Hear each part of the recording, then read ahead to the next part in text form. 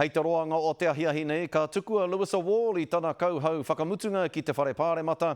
Hei tāna ki te reo tātaki nei, I roto I ngā marama nei, kua tino tā weko nei, te taura e pai here ana I a rāua ko te Premier Jacinda Ardern. Hei tāna ki te reo tātaki o Aotearoa, o tira ki te karere nei, I roto I ngā marama nei, kua tino tā weko, te taura e pai here ana I a rāua ko te Premier Jacinda Ardern, anā kia tōai ake au I tērā kōrero kia tino rongo ai koutou.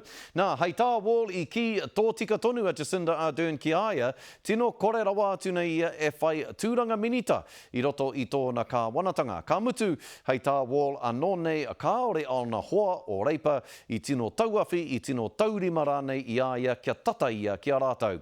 I pakanga a Wall kia mārena ngā takāpui, kia mutu tā ngā rīpeka whakairi whitia hua whakāhua karihika rānei o a rātau hoa whaia I po o mua, hei utu mo te whakarere, o tira kia tū ngā wāhi haumaru ki ngā whare whakatahe pēpi.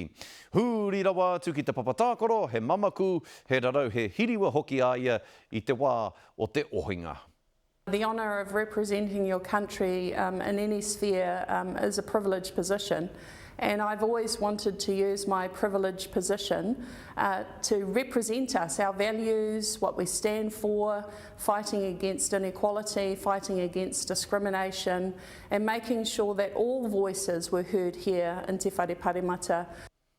Hei tāna hakua ka wehe ia I te whare pāremata, ka haere tonu tāna mahi tautoko I ngā rōpū whakaraerai, I ngā rōpū rānei e tāmi ana.